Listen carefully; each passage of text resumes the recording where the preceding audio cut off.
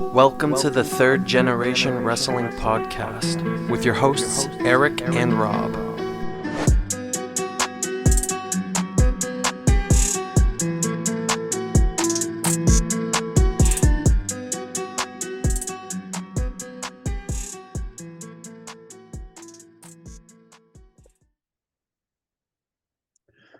What's happening, everybody? I know we're a little late with this show, but here we are again. 3GW, the Third Generation Wrestling Podcast. The Real Big E and Rob the Ambassador. How's it going, man? Royal Rumble weekend 2023 is in the books. Man, how you feeling? Man, I feel good. As I always say, the Rumble is my favorite event. I was looking forward to it all week, hoping it would deliver, and without saying too much, I felt like it did. Yeah, I was out of town for those that didn't see the video I posted up.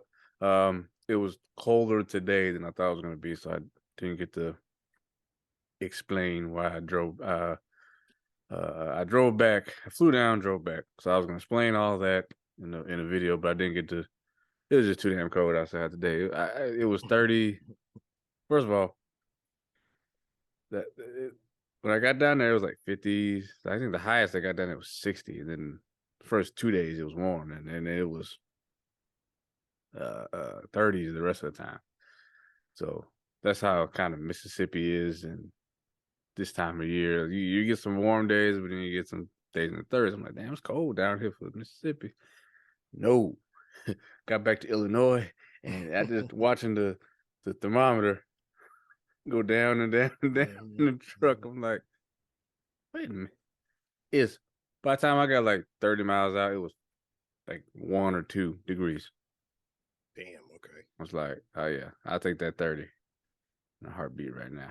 Yeah, it's been fairly cold here. Now today we got a high of 35, and that's been the highest we've had in about a week. So yeah, I was happy to see that 35 today.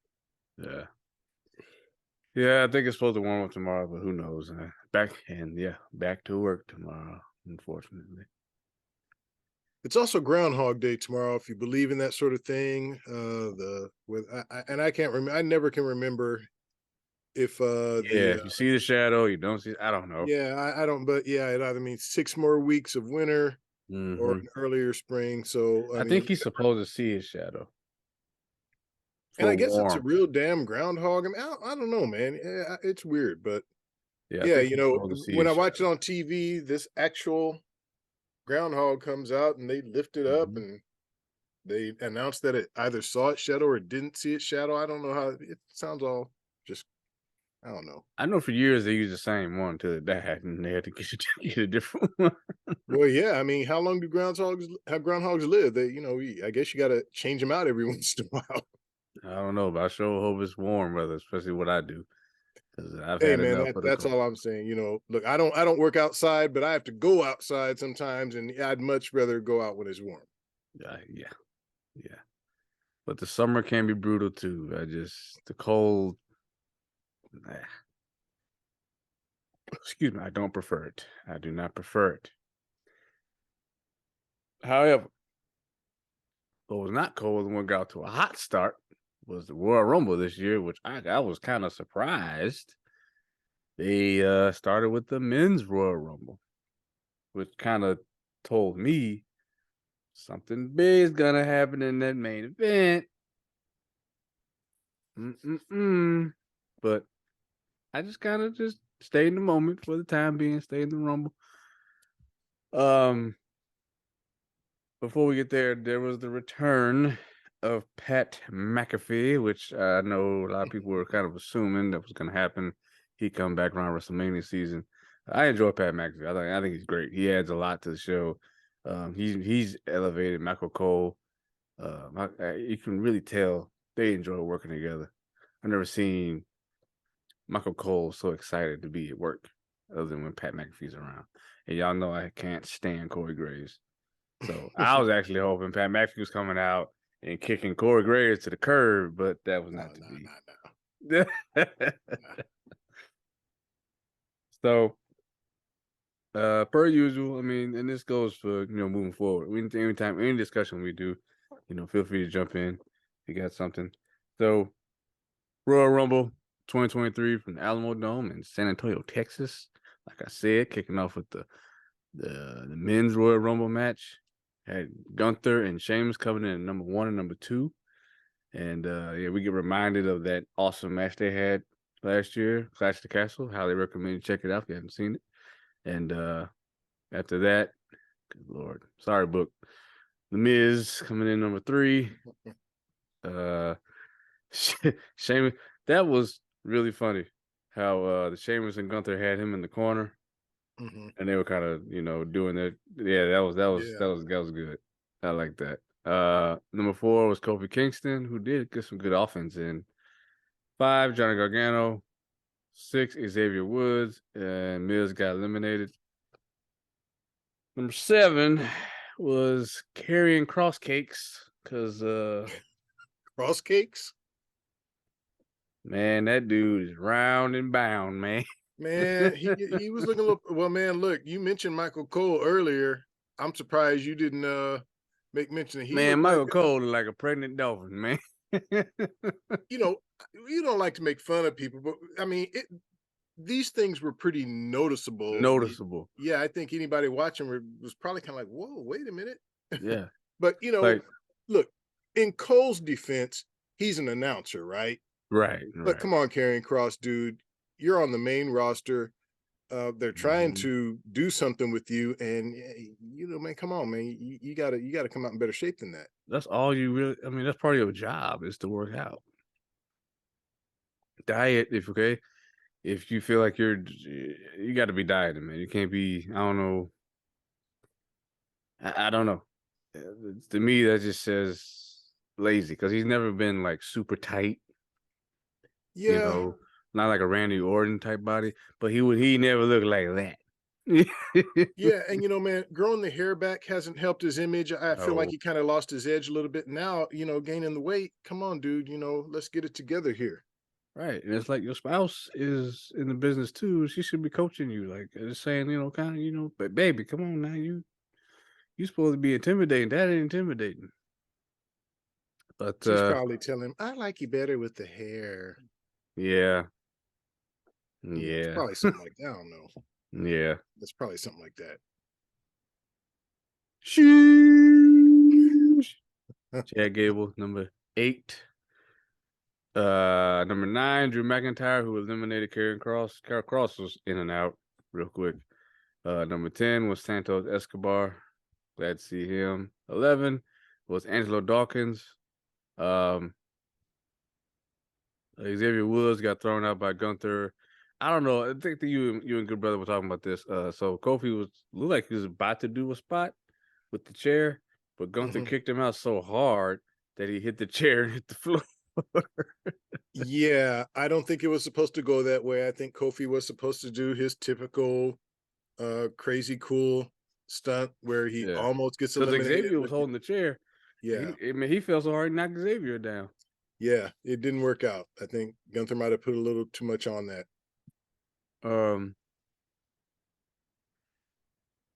Number 12, Brock Lesnar.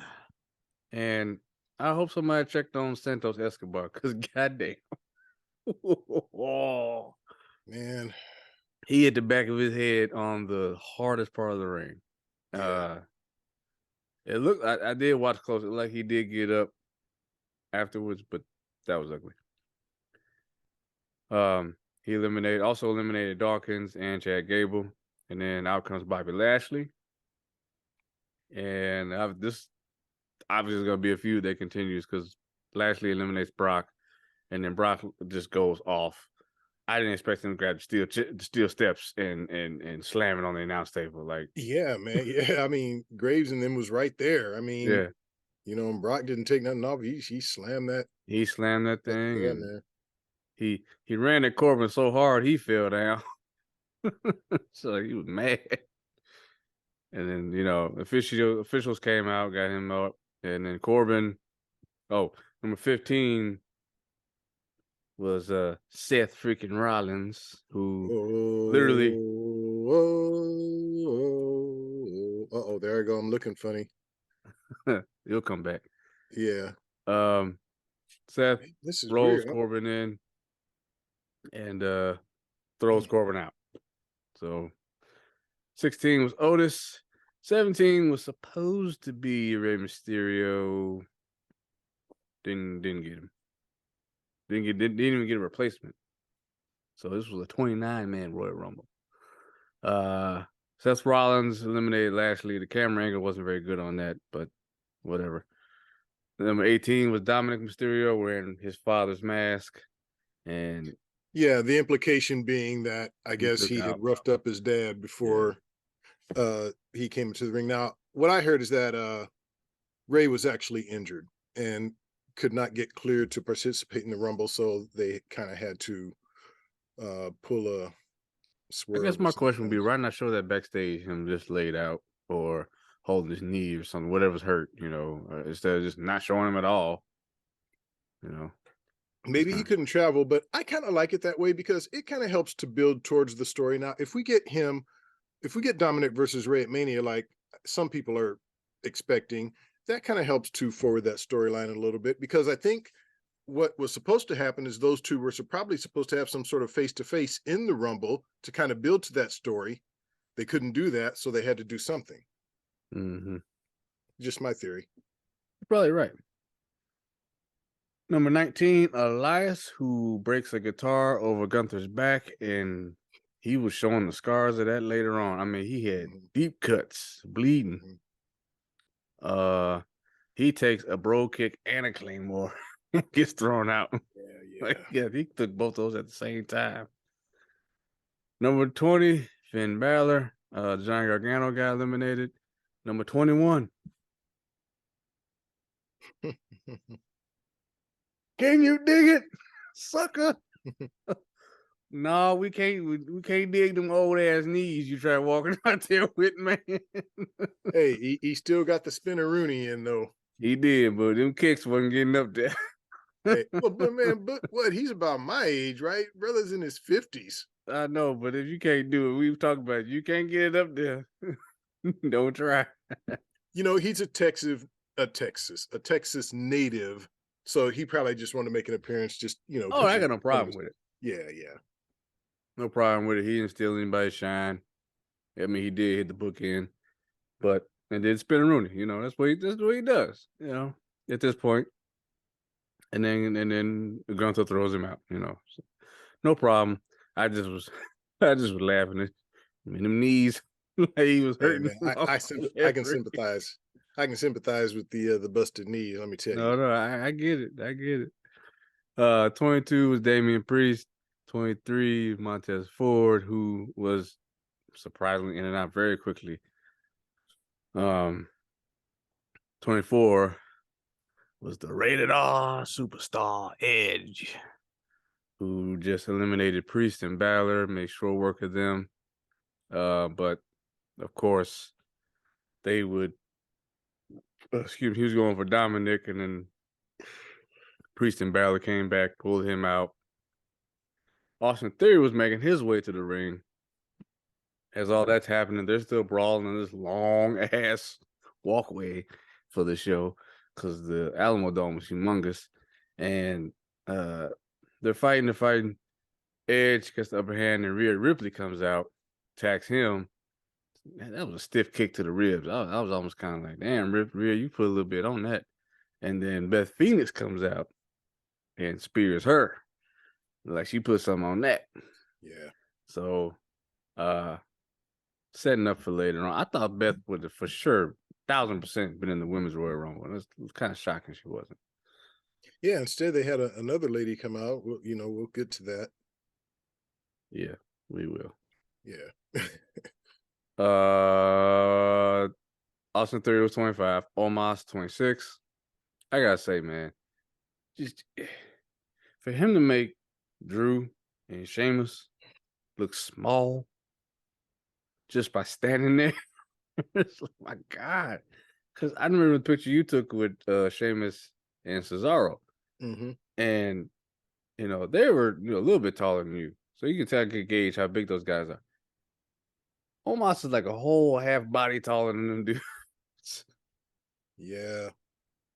It's crazy. I have a cousin who actually ran into him. Raw was in town, and my cousin is not necessarily a wrestling fan. He just happened to be at a downtown bar where I guess Omos and some of the other wrestlers hit up after the show, and he took a picture with him. And man, he said, dude is just the biggest man he's ever seen in person up close like that. He just couldn't believe it.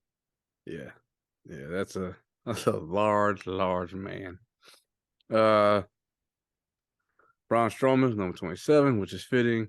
He eliminated Omos, and then 28 was Ricochet. Gunther eliminated Sheamus and Drew. Number 29 was Logan Paul, returning. I didn't think he'd be back so soon with that knee injury. I've never seen anybody bounce back that fast. And number 30, of course, was Cody Rhodes, the American Nightmare. That spot with Ricochet and Logan Paul, like I kind of knew that they were kind of going to do something because they were jawing across the ring from each other. Like, you go, no, you go. What you want to do? To be in sync like that and catch each other mid-air with that clothesline, and you hear the smack of the meat, and it's just like, wow. Man, I tell you, both of those dudes are tremendous athletes. That spot could have gone so wrong. Somebody could have gotten seriously hurt. Jumping from the top rope that far away from each other. But man, they pulled it off. And they pulled it off spectacularly. That was just unbelievable. I mean, you gotta imagine they rehearsed that a few times. Yeah, but man, how many times do you rehearse a spot like that, though? Well, you got. I would think you gotta make sure you get the lift and you get the distance. Yeah. They probably didn't hit each other rehearsing that part, but just let's make sure we can actually clear evenly. The ring and everything. And I mean, Logan Paul. People can say what they want. They can have whatever kind of opinions they have about him. As far as I'm concerned, in the wrestling ring, dude he has earned my respect because nobody's ever had this much impact. That wasn't like a true, tried and true, brought up professional wrestler. I mean, this guy is amazing. Yeah, I think you do have to give him props. I always respect people who come into the wrestling ring and look like they've done the work. They're not just coming in trying to just, have a spot in a wrestling match. He looks like he really has done the work, and to do the things he's done, to hang with Roman the way he did in Saudi Arabia, and what he did with Ricochet, that spot, just got to give dude his props. And it looks like, well, I guess we'll talk about it, but he came face to face with another wrestler. At the Rumble, yeah. He was responsible for eliminating Seth freaking Rollins, and you could tell by the expression on his face, like, huh. And I was like, oh, there's a seed right there. There it is right there. And I tell you what, man, I think that would be a great match. I do too.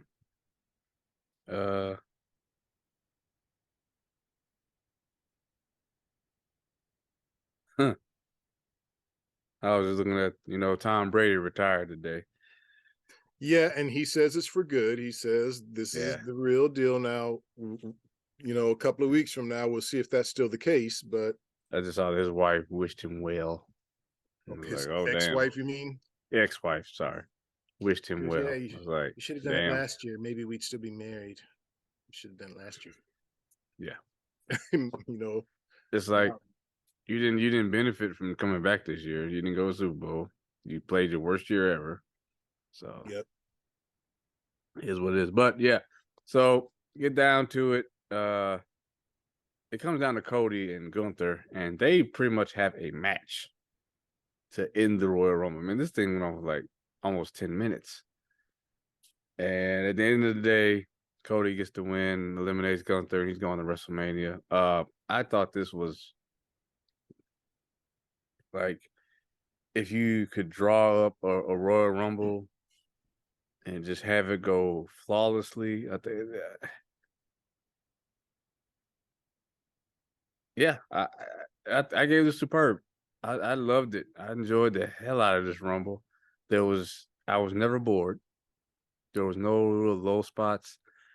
I feel bad for some of the male talent because I know you can't fit everybody in 30-man Royal Rumble, but I feel bad for Butch, Ridge Holland maybe. I was thinking maybe you get not Madcap Moss, Riddick Moss, maybe come back as Riddick Moss. Thinking about him. Excuse me. But yeah, great Rumble. Right man won, and sometimes predictable is okay. Just let's see how you execute. And crowd was still chanting for Cody. Even though he came out last, it didn't matter. He won. He earned it. He had that brutal ending, and to have the last two actually fighting for the ending instead of being, real quick. I thought that added importance to the match, and it made the match mean more. So, kudos to them. Kudos to Gunther, MVP of the Royal Rumble, going from number one, I'm sorry, to the end. That's crazy. Taking all kinds of bumps and bruises and still hanging in there. And yeah. So superb. Yeah, I went superb as well. This is one of the best Rumbles, man, I can ever remember. And I've seen all of them. And look, obviously, I can't remember every detail of every Rumble match. I would have to go back and look. But in recent memory, this is by far the best that I have seen. Booked perfectly. We talked about the spot with Ricochet and Logan Paul, and we saw a lot of face-to-face confrontations that were pretty cool. Seeing Gunther face-to-face with Brock, for instance. I mean, oh man, yeah, I forgot about that. And the crowd. That's what I mentioned on last year's pod.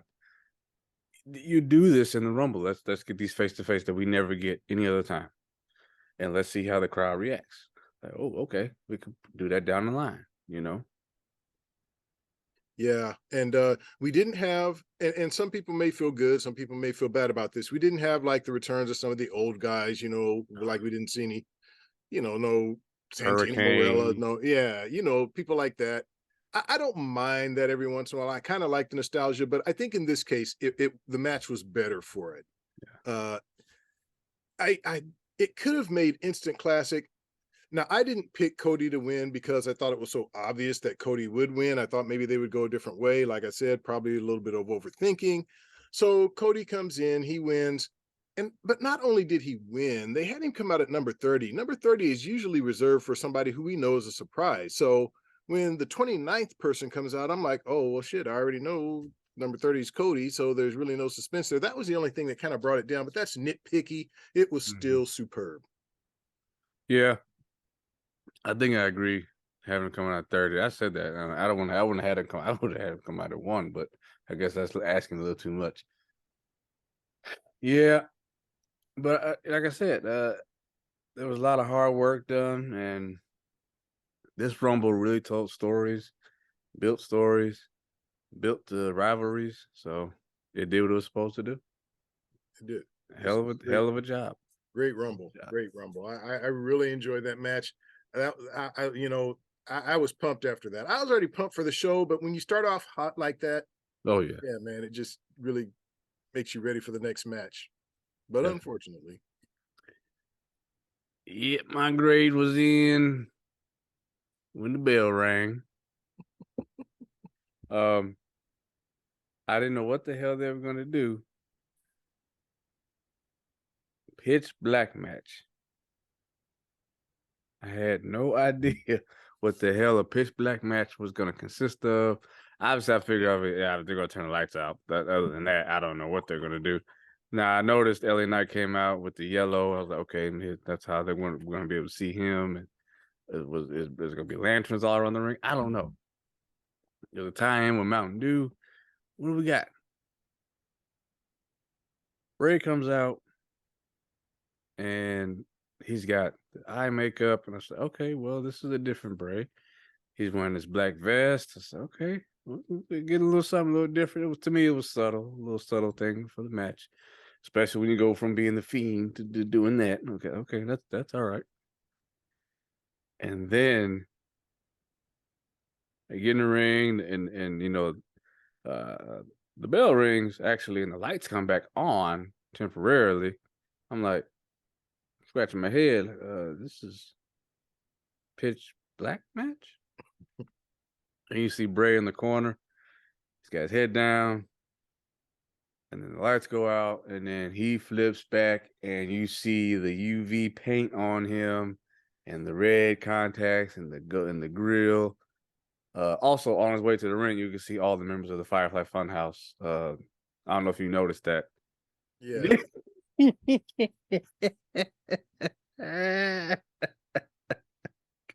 Okay.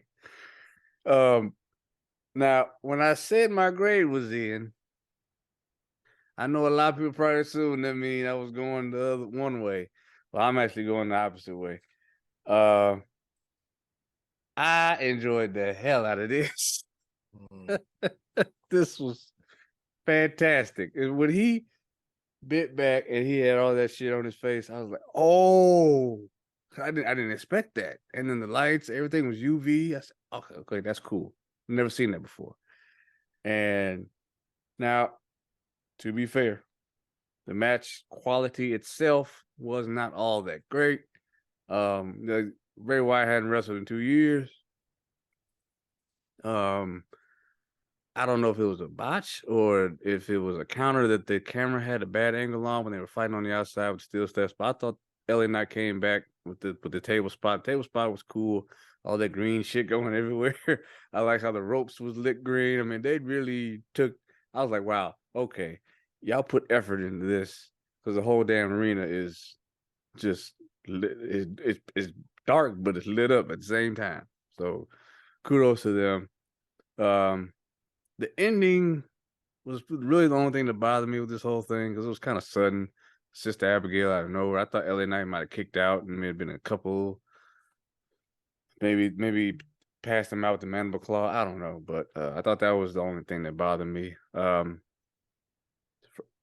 the match, they start fighting through the crowd.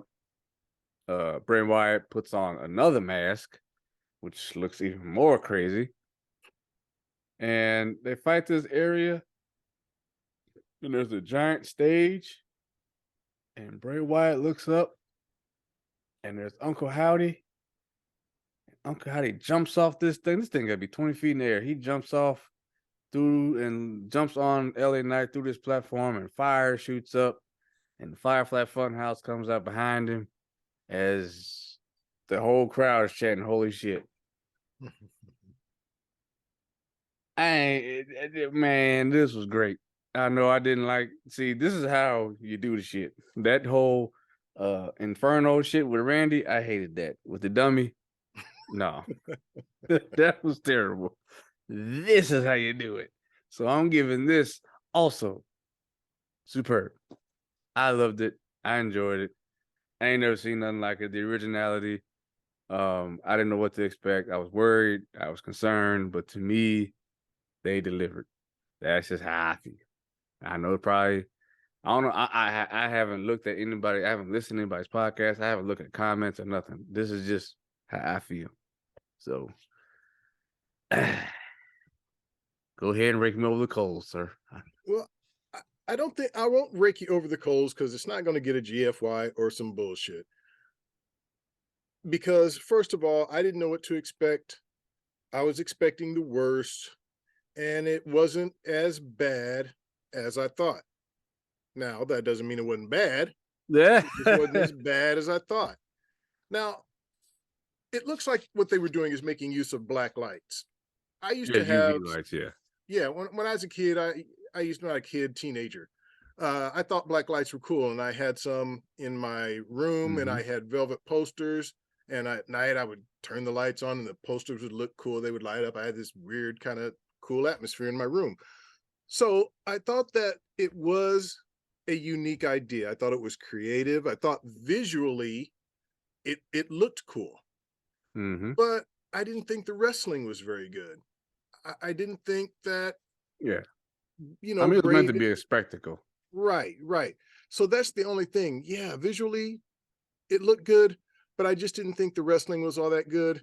And then the whole thing with Uncle Howdy, I'm just kind of sick of Uncle Howdy just showing up, and we don't know what the deal is with Uncle Howdy. They're just stringing us along with that. And I'm kind of getting bored with this whole thing. I would have been happier if the match would have just ended after he Sister Abigail, LA Knight, and just pinned him, and then match over. But instead, we get all this shit with Uncle Howdy and the fire. He jumps, what, like you said, maybe 20 feet in the air. I'm thinking, wow, Shane McMahon, Uncle Howdy? That looks like something Shane would do. Yeah, it might have been. Anyway, dressed him up. I went middle of the road. I didn't hate it, but at the end of the day, I'm grading on the match quality, and I didn't think the match quality was very good. Yeah, I just coming into a match like that, pitch black match. I just gotta just make it entertaining. Did you entertain me? Yes, you did. Did you do something different and new? Yes, you did. And the fact that Bray Wyatt can keep coming up with new and creative ideas. Well, they're not always good ideas, though. I mean, I'm kind of hoping he'll quit overthinking, quit doing too much. Just wrestle, just wrestle in a traditional match. Like you said, you didn't like the Inferno match, and none of us like that Firefly Funhouse match. Just give us regular matches, Bray. I think we'll get there. I think that, they did have a tie-in. So they had this sponsor of Mountain Dew, so they had to figure out what to do. I mean, even the ring, I've never seen WWE have a mat cover in the ring with a sponsor. So that was there. So I think that had a lot to do with it. But I just thought that was a really cool idea. It went from the fangs he had into the contacts, all that presentation was great. Yeah. Nothing bad to say about that. Unlike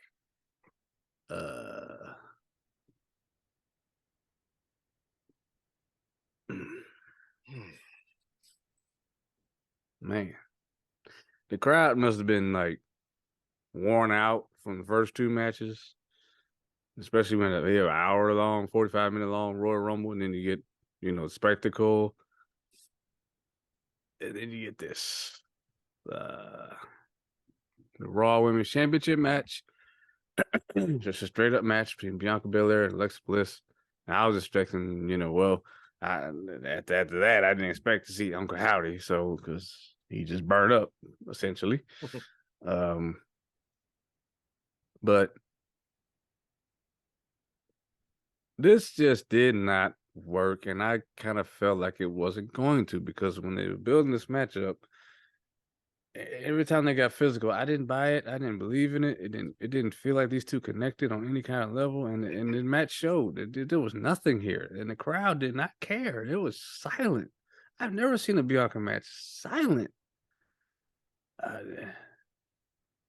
There was just nothing. This was just dead. It was boring. When I watched this back a second time, this match put me to sleep. This was I sure hate to do this to Bianca, but man, oh man, this was some bullshit. I am in complete agreement. Some bull shit. It was bad.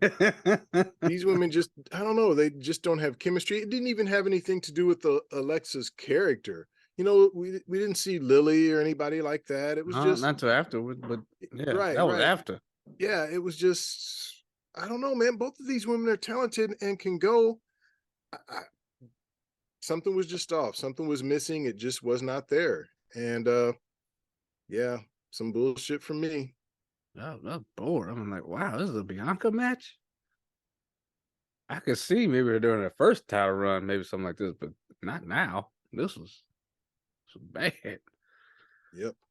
I don't know. Maybe she'll feud with somebody that returned, and maybe that might be better. Maybe.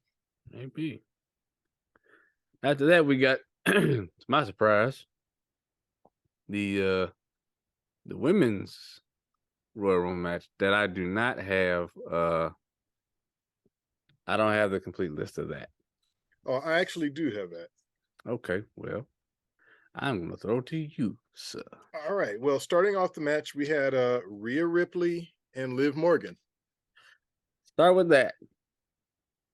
What the hell happened to... Now, I get it. Number 2 is just like number 1. But... Pretty much. You told us she was coming out at number 1, and then you had Rhea come out at number 1. We had no idea what Rhea was coming out, but we knew y'all told us Liv Morgan was number 1. There was no reason to change it, but okay, whatever. There really wasn't. It wouldn't have changed anything because, like you said, basically they're both number 1. They're both starting the match at the same time. But yeah, when you introduce Rhea as the number 1 entrant, when you told us it was going to be Liv, people are going to pay attention to that. And like you just did, ask the question why. I don't know, but yeah. Number 3, I forgot she was even on the roster. Dana Brooke. Oh yeah, she had a decent showing. She did. So I mean, dressed up like Barbie. Yeah, I keep hoping for Dana. Now that the 24/7 championship's gone, I don't know what they're gonna do with her. I didn't think that did her any favors, but it gave her something to do. She was on every Monday night. Yeah. Now we'll see what happens. She wasn't on Raw. I didn't see her on Raw, so no, I don't know. Number 4, Emma, followed by number 5, Shayna Baszler, and then number 6, Book's girl Bayley comes out. Bayley, yep. All right, followed by B-Fab. Oh God. Okay, can we talk about Hit Row? Yeah. Sheet Row. Hit more like Hit Low, because y'all didn't hit the bottom. WWE is kind of telling y'all how they really feel with the booking. Yeah, you got Michael Cole talking shit about them. Like, come on. Well, man, Top Dollar really brought that on himself, trying that leap over the top rope a few weeks ago, and not even coming close to clearing it. And so now everybody's just been kind of clowning him about that. That's become kind of a big thing with him, the thing he's known for, and that ain't the kind of thing you want to be known for. I mean, Bottom Dollar, Blake calls. Yeah, you can't stand Top Dollar. Oh man, but yeah, I don't know.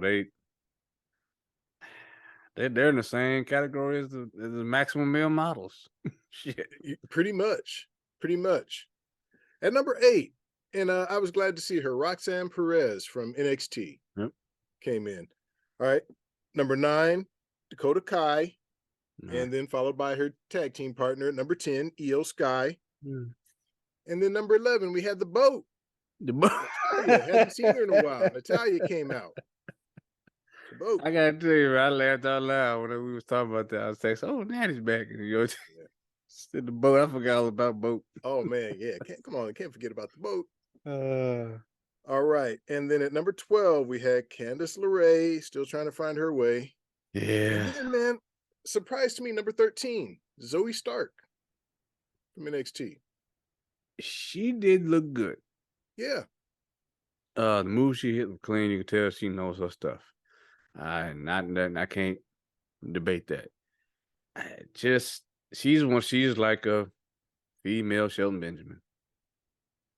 Yeah. We'll see what happens. Got all the tools in the shed. Yeah. There's no personality.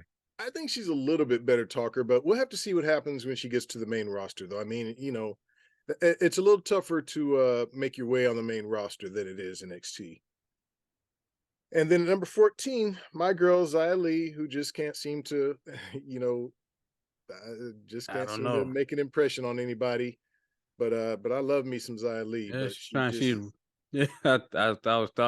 in the chat. I was like, yeah, this ain't Wakanda. I don't know why you running down there with a spear like you about to use it. Right.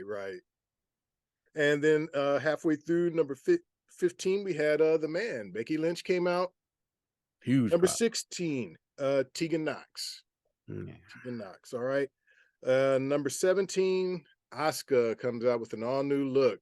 Oh, man, I love how they did that, the presentation, how she was kind of doing the walk and they zoom in with the mask and then she slowly reveals and say, oh yeah.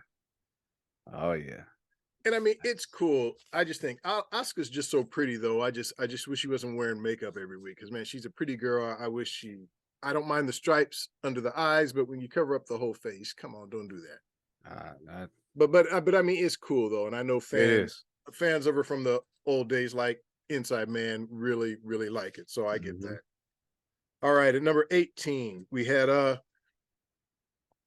the wrestler formerly known as Doudrop, who was formerly known as Piper Niven, who is now once again known as Piper Niven. Yes. I'm glad they gave her name back. Yes. So she came out. At number 19, we had Tamina. Number 20, and I know this made the inside man happy, Chelsea Green showed up. Oh. Yeah, Chelsea Green. Why? I actually and guess what? Her ass got thrown out immediately. There you go, Blake. There you go. She did. She did, but she was on Raw Monday night, and she had a nice little segment. And so obviously she's here to stay. They're going to do something with her. So that's okay. Yeah, we'll see. We'll see how it works out. We'll see how that works out. I got something for Blake later on. Don't worry. Yeah. All right, number 21, Zelina. I was going to say Zelina Vega, but she's just Zelina. And then number 22, we had Raquel Rodriguez. I wanted to call her Gonzalez, but it's Raquel Rodriguez. At number 23, we have Mia Yim. Number 24, Lacey Evans comes out with her new gimmick, basically like a female Sergeant Slaughter, I guess is what they're doing. She even uses the Cobra Clutch. Yeah. And I guess she's a heel now, so we'll see how that works for her. And then at number 25, we had our Diva throwback. And it was a lady who was actually sitting in the front row. Michelle McCool, they had focused on her earlier in the evening, just sitting there with her daughters watching the match. Well, what do you know? She actually comes out and enters the Rumble. Then number 26, Indy Hartwell from NXT comes out. I was really glad to see NXT. Man, she is so tall. Oh, man, you didn't know that? I didn't know she was taller than Raquel. She's tall. Yeah. Indy is tall. She's very tall. Very tall. Wow. Yeah, she's huge. Right. Ooh, number 27, Sonya Deville came in, and she did not last very long, and she took, I think it was a kick from Asuka that gave her a big gash over her eye, I think it was her left eye. I think it was. Left eye. Yeah. I think it was the kick from Asuka, but yeah, she posted a picture that. Man, it was rough. That was a deep gash. Number 28, Shotzi comes out. Okay, they didn't flip up from babyface to heel, babyface to. Is she babyface again because she brought the tank out? TCB's back, and once again another wrestler they just don't seem to know exactly what they want to do with. I like Shotzi, and I think they had something going with Shotzi and Knox, but then Tegan Knox got hurt, so they kind of had to scramble and do something with Shotzi on her own. But yeah, look, I like her character, and she's got a good personality. They've got to do something with her, but right now I don't know what they're doing. And then the final two, number 29, Nikki Cross, followed by number 30, drum roll. For you, Inside Man, the return of Nia Jax. Yes, I popped so big because I know that Blake was having a heart attack wherever he was, and he just fell back. I just wish, it's not fair because he got to see my face when the damn Buconics won at WrestleMania, and I didn't get to see his face when Nia Jax returned. But that's okay, brother, because she's still here. And it wasn't a one-night thing because she got merch. That's all right. Yeah, if she's got merch, that means she's back. Now, she wasn't on Raw, so that makes me think maybe she's going to be on SmackDown. Yeah. So yeah, sorry, Inside Man, but it looks like she's back to stay. So those were our 30 entrants. And once again, this is a prediction that both you and I agreed on, and I think most wrestling fans agreed on. The winner was Rhea Ripley, who went wire to wire and won the Women's Royal Rumble. And I think we can give it away. I mean, if you didn't, today it's Wednesday. If you didn't watch Raw, where you been? Yeah. She picked. Yeah, can we go ahead and tell it? Yeah, she made her choice, and she is going to face Charlotte. She's going to get back at Charlotte. That's who she chose, and that's who she will be facing at WrestleMania. Are you surprised they went this route instead of just going with, because she has legitimate history with Bianca from NXT. She does, but she has history with Charlotte too from Was it WrestleMania 37, the COVID year? There was it the 37, yeah, Performance Center Mania, as Book used to call it. And she, maybe this is her time. She didn't have that moment in front of the big crowd, and she did take a loss to Charlotte that night, and what I thought was the best match of the weekend. match. Yeah, best match of the weekend. So I'm not sad to run that back, but I still would love to see at some point her and Bianca go at it on the main roster. But we're getting her and Charlotte, and I'm good with that. I look forward to that. I think that's going to be a great match. Could be a show stealer depending on the other matches they have on whatever night they wrestle. Well, what I appreciate is between Saturday night, Monday night, we got 2 matches, sure, for WrestleMania. You're gonna have Roman and Cody. Got that out the way. Got Rhea and Charlotte. Got that out the way. And they even announced that, hey, the women's elimination chamber match is going to be for the determined number one contender to face Bianca. Thank you. Keep this simple. We don't need to go all these weeks and so is gonna say who they're picking. Well, they're gonna go on a tour. They're gonna go to Raw. They're gonna go to SmackDown. Stop. Okay, it's stupid. It's stupid. And this is why I like having one champ, one main champ for the males, because whoever wins the male Royal Rumble, it should be already known that's who you got. That's it. Yep. For the women, I think it's okay. Just as long as it makes sense. And they made it make sense. So yeah, so far I'm not crazy about the women they have in the chamber match, because we've seen almost all of them fight Asuka before, but they still have a couple of entrants left. Yeah. Match great. I will still go pay-per-view worthy. I did enjoy it for the most part. There's only like a handful of interests I could have done without. I could have done without Chelsea Green. I could have done without what's the Undertaker's wife's name? Oh, Michelle McCool. Michelle McCool. I could have done without that. Wrestling in Uggs. But Rhea won. I thought she did great work. I thought that the whole dynamic with Bayley and Becky Lynch building that feud was great. Nia Jax returning was great. Asuka, that whole thing. That's what Royal Rumble's supposed to do. It's supposed to hit you where get these little spots and everything. And and you know what? Even though she didn't win, I do think Liv Morgan did a good job. She stayed in there. She hung in there till she was like the final 4, I believe. And that tells me they believe in her. Even they may not be pushing to the moon, but they at least see that you are becoming. We're gonna keep you in the upper mid card because you are doing the work. You're doing a good job. We're gonna give you that long Royal Rumble. And this is the second Royal Rumble she's done a really long time in. So yeah, kudos to her. But obviously Rhea coming in number 1 and finishing the job, and to me nobody deserves it more. So yeah, right one pay-per-view worthy to me.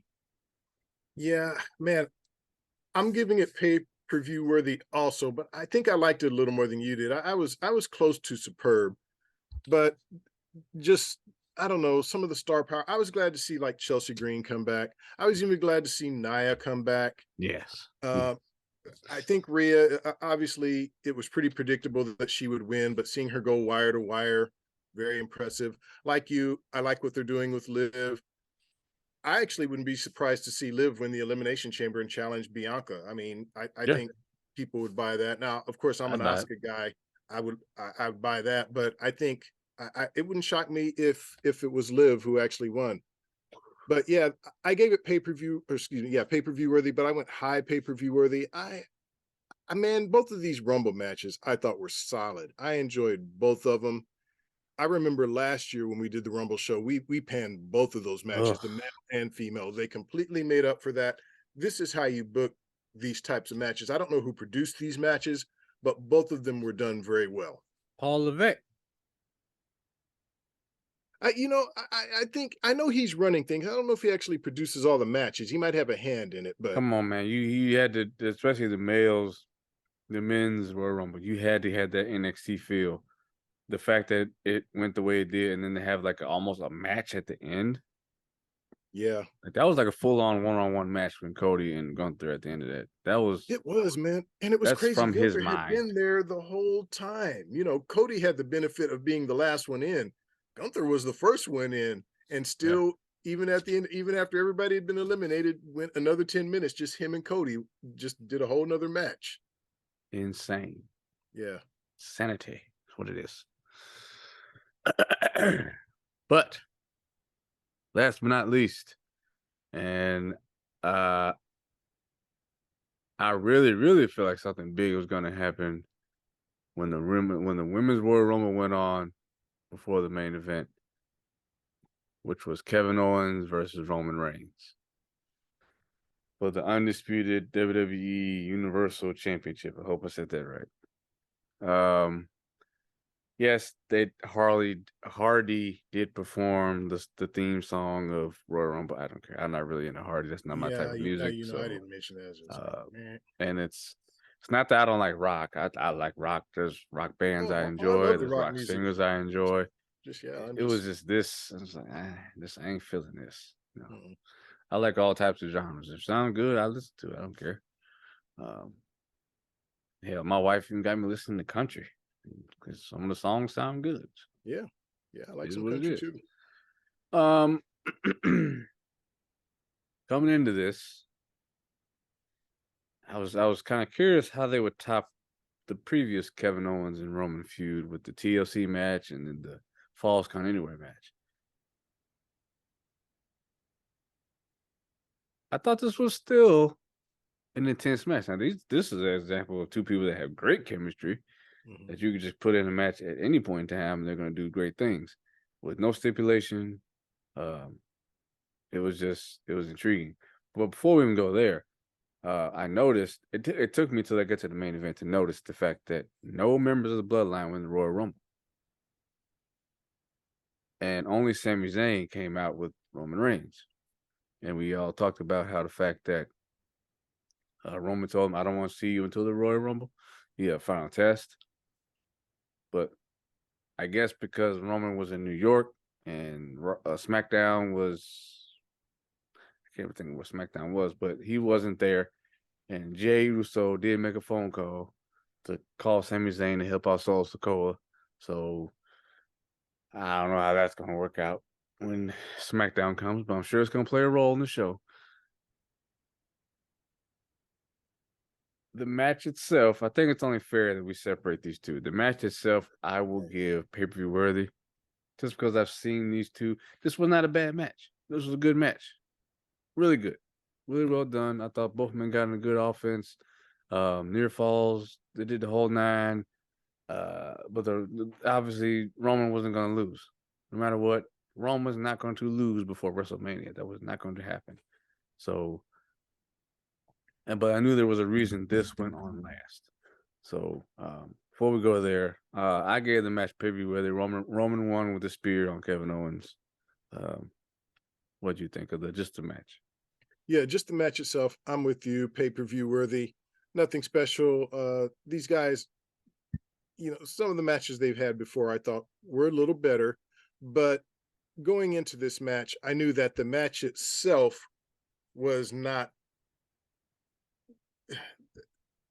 Kevin Owens. It's not like he really deserved the shot. I'm not saying he didn't deserve it, but obviously they match up him with Roman because they're trying to advance the storyline between Sami and the Bloodline. That's why this match happened, and that's why we were watching. So the match itself, pay-per-view worthy, but the post-match is really the reason why this match happened. So maybe we can just get onto that. Post-match, it's not over. The whole Bloodline does come out. Solo, Usos, Sami Zayn's still there. Paul Heyman obviously was at ringside. They attacked Kevin Owens, beat Kevin Owens down. I mean, beat this man down and then handcuffed his ass to the ropes. And I mean, Roman's just laying in these shots. I'm like, my God, dude. Come on, Kevin. And he gets the steel chair. And he's about to lay the death blow to KO, and Sammy stands in the way. I said, "Oh shit, here we go." And he's trying to tell me, "You don't have to do this. It's beneath you. You know, you don't have to do this. It's all good. You already beat him. Yada yada yada." And man, Roman's selling the hell out of this. Oh man. And I'm thinking, I'm trying to figure out what is he thinking, and without saying a word, just lifts the chair to Sammy, like, and you know what it means, like, no, okay, you do it. Actually, you're right. I shouldn't have to do it. It is beneath me. You do it. And I like how they kind of teased that camera shot when Roman's back was turned and Sammy had the chair up before, and the crowd was even like, and then Roman turns around and is like, "Come on, you gotta do this. This is your final test right here. End it. He doesn't care about you. I care about you. I took care of you all this time. He went to war with you. I brought you onto the table." And as everybody has seen online, the chair shot heard around the world, and Sammy whacked Roman in the back with that steel chair, and it was loud too, and the crowd just roared, and my jaw hit the floor because I was like, "Oh shit, what's about to come?" I was like, "What's about to happen? They're gonna kill this man." Yep, that's what I thought. Of course, Jimmy super kick right away. Solo jumps on him right away. Roman gets up on him right away, and they're all beating on Sammy. And I noticed, I was like, "Where's Jay?" And Jay's in the corner, and as good of a job as Roman was doing, Jay just stole it from him. Oh yeah, he didn't say a word, but that facial expression of him, he was just hurt. Yeah, and they was like, "Man, come on, this is by the whole. He ain't your family. We're your family." Right, and he just left the ring and walked out. He had tears in his eyes, and he just left. And that made Roman even more mad. And Sammy took them chair shots, man. Yeah, and that shit sounded loud. They ripped up his honorary Uso shirt. Yeah. And no more being Usi. I don't know about you. I forgot I was watching wrestling. That was Academy Award winning shit right there. I was like, whoa, this is storytelling on another level, because this is a wrestling show, and the non-wrestling storytelling is so damn gripping that my adrenaline's pumping, my heart is in my I'm watching this, I'm like, oh my God, this is ridiculous. This got me in my damn feelings. What is going on? Yeah, right. This is how you tell a story, though. And now they guys all wondering, well, what's next? Because you got this whole dynamic with Jay walking out. Obviously, the Bloodline's pissed. And I don't know, that was by far the best ending I've ever seen. I don't know how you top that at WrestleMania. Good luck, because that had everybody in the fields. So instant classic by far. This is one of those Royal Rumbles you will watch back the whole show. For me, anyway, I watched the whole show again. I can't remember last time I watched back an entire pay-per-view so fast, and still got in the fields again. Job well done to all the ladies and gentlemen that worked Royal Rumble. Everybody backstage, producers, Triple H, man, you showing that you know what you're doing. And I know it's not easy. He even said it ain't easy, but you make it look easy. Hats off again, instant classic, and a fantastic Royal Rumble. Man, it was a great Rumble. I tell you what, I'm like you, man. I hated to see the end of Sammy Uso. I hated to see that. Man, the bloodline with Sammy has been the best thing on TV. I don't know why I can't talk tonight. Sami Zayn has done some of his best work since he's been with the bloodline. And even though we kind of could see the writing on the wall that it was going to be coming to an end, seeing it happen the way it did, man, like you, I just kind of like, oh man, really? Really? And I've often described wrestling to my wife as a soap opera for men and for kids. You got your good guys and your bad guys, and you got these storylines, and you wait for the bad guys to get what's coming to them. And so this was kind of that thing here where, Sammy's this good guy, man, wanting to be in with the Usos. And at first, Jay is really resistant, but eventually comes around. And then we start to see the little cracks in the foundation. And then finally, it comes to this. What is Sammy going to do? Is he going to bash his former best friend in the face with this chair? No, instead, he bashes the tribal chief, completely turning his back on the Usos, on the bloodline. They work him over. But then Jay is in the corner like, man, I don't know how I feel about all this. So they leave us hanging with that. Can't wait for Friday night to see how this whole story continues, what kind of matches result from it.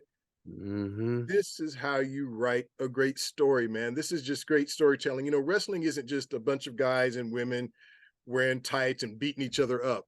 Man, there are storylines involved. And when it's done the right way, like this one was, it's completely compelling and truly entertaining. The fact that the crowd and everybody they know that they're a heel faction, but they all throw out the one. Everybody throws out the one when the music hits. They turned on this whole bloodline and fuck you, Roman. Loud. The whole Alamo Dome was chanting that shit. And even on Raw, when Cody was cutting his promo, the second as long as he was just talking about the match at Mania, the crowd was cool. The second he said Roman, crowd was like set off. It was like not quite Elias Seattle level. It was getting there. Just to mention the Roman's name, they were pissed. Oh, they started chanting Roman sucks. Yep. Yes. This is Friday's gonna be interesting. I can't wait to see SmackDown. I don't know that Roman's gonna be there because he's got a limited schedule and bullshit. Oh man, he's got to be there. I mean, after what they got to have him there after what happened on Saturday night. They have to. Yeah, they have to. That would really be a letdown if they don't. Yeah, I think they were kind of promoting it on Raw, so he might be there. There's a good chance he'll be there. I think that if they're smart, this is the time of year you got to use Roman more often. I mean, building WrestleMania, you're gonna have to use him, and eventually he's gonna have to go to Raw to face off with Cody. But I think they're probably gonna save that or use that sparingly. They kind of gotta give them both something to do in between now and Mania. So they're probably gonna close out this whole thing with KO and Sammy, or even at least temporarily until we get to Mania, and then they gotta shift gears and start the Cody feud because they've already put out the poster for him and Roman, so that's official. Yeah. So now, are we gonna get Sammy versus Roman at Elimination Chamber? Is that what we're heading towards? Or 2-on-1? I don't know. Yeah, some sort of tag team. Well, him and Solo. I mean, if it's Roman and Jimmy, I guess here's another to me. What's Jay gonna do in all of this? If they were smart, they will let Jay go away for a while. Just take him off TV for a little bit and give him a break. But they're the tag champs, though. Exactly. So eventually they're going to have to come back together for Mania. But if you're telling the story and it's a long-term story booking, you got to give him you got to make that mean something that he walked out. I'm just saying a couple weeks at the very least. Okay, gotcha. Yeah. And then have something go down where he makes a save for Jimmy or something like that. And he's like, yeah, you my real brother, but that shit really messed me up or whatever. I don't see him leaving the bloodline. It's just, they're telling the story. He's telling the story. Great show. Best Royal Rumble I've seen in years. Best pay-per-view I've seen in years. And like I said, I can't recall a better ending. I've seen some fun endings. I've seen some great endings to pay-per-views. One that sticks out is when Seth Rollins cashed in at Mania. At 32. 32. Daniel Bryan winning at 30. But for it to be not even wrestling and this storytelling, and it's just as gripping or even more gripping, that is impressive. That's when you know you got gold. So only thing is you gotta top it. It was a good night of wrestling though. I would say that the Pitch Black match, I think a lot of us were concerned, but it actually turned out to be better than a lot of people thought it was going to be. I enjoyed the hell out of it. But I think a lot of us were worried anytime they, like you said, those tie-ins. Men's Royal Rumble match was fantastic. The women did a good job. So there was only one stinker. Surprisingly, it was a Bianca match. Can't even believe that. But yeah, it was bad. Well, she wasn't in there by herself. Got to put some of that on Alexa. I don't know what happened with those two. Yeah, of course. Make sure you check us out on social media, Instagram, Third Generation Wrestling Podcast, Twitter, podcast_third, on Twitch, and TikTok is Third Generation Wrestling Pod. So you can check us out on there. It's kind of slow rolling with Twitch a little bit, trying to get used to that. Live feeds are probably going to go over there from now on, and then the video on demand will be over here. And post clips on TikTok. And you can always email us at thirdgenwrestling@gmail.com for all your requests and trying to laughs and all that good stuff. So let us know. Hit us up.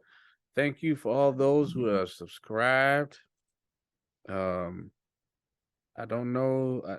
Sometimes YouTube doesn't give me the names when y'all subscribe. So I know yesterday we had Tegan Collier. Hope I said that right.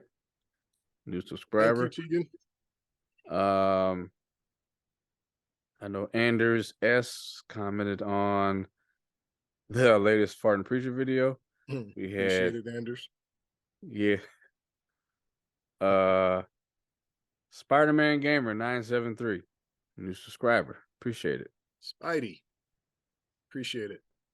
Yeah, he does gaming, and I actually checked out some of his videos, so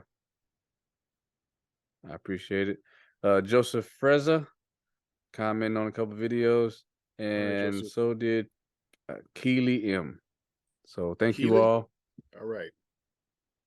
Thank you all for your support, hitting that like button, hitting the subscribe, your comments. I read them all. We read them all. We check them out. We appreciate you all.